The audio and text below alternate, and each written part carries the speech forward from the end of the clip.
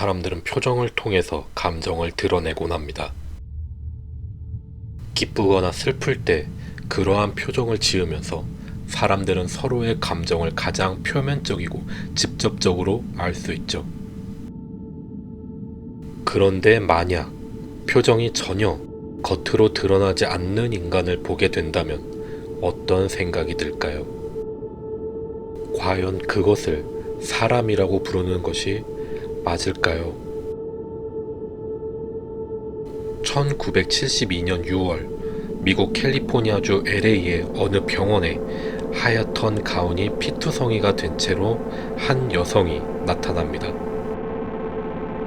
그리고 그녀를 보자마자 다친 환자들을 대하는 것에 익숙했던 의사와 간호사마저도 공포에 질리게 되죠.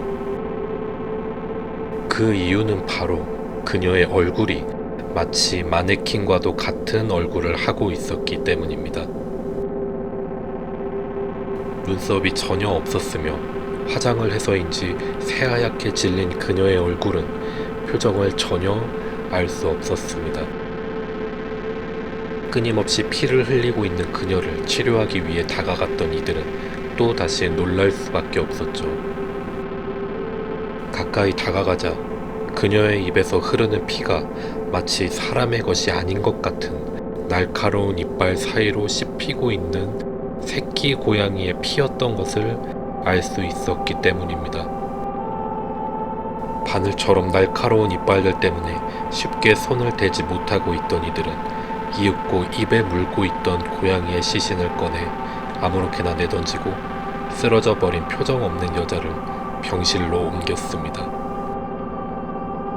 이후 피를 닦아내며 진정제를 투여하기 전까지 표정 없는 여자는 어떠한 미동도 하지 않고 무표정한 얼굴을 내보일 뿐이었죠.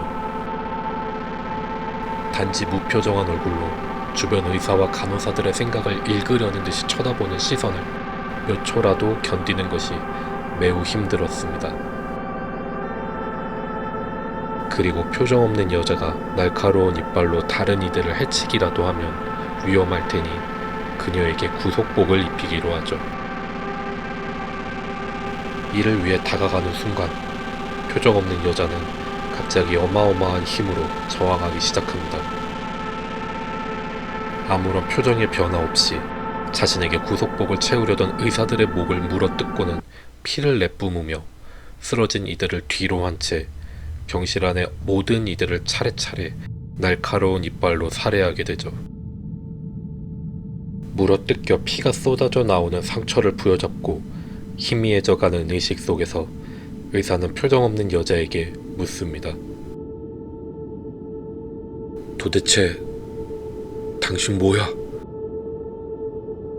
그 말을 들은 표정 없는 여자는 목을 어깨까지 꺾고서는 의사를 쳐다봤죠. 그리고는 입가에 미소를 띤 채로 다가와서 의사의 귀에 대고 속삭였습니다. 나는 신이다.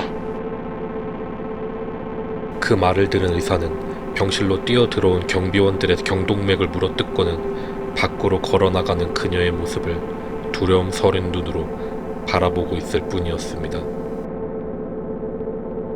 이 사건에서 중간에 도망치는 데 성공해 유일하게 살아남았던 한 의사는 이 여성에게 표정 없는 여자라는 이름을 붙였다고 하죠. 한편 표정 없는 여자는 이 사건 이후로 2번 다시는 모습을 드러내지 않았다고 합니다.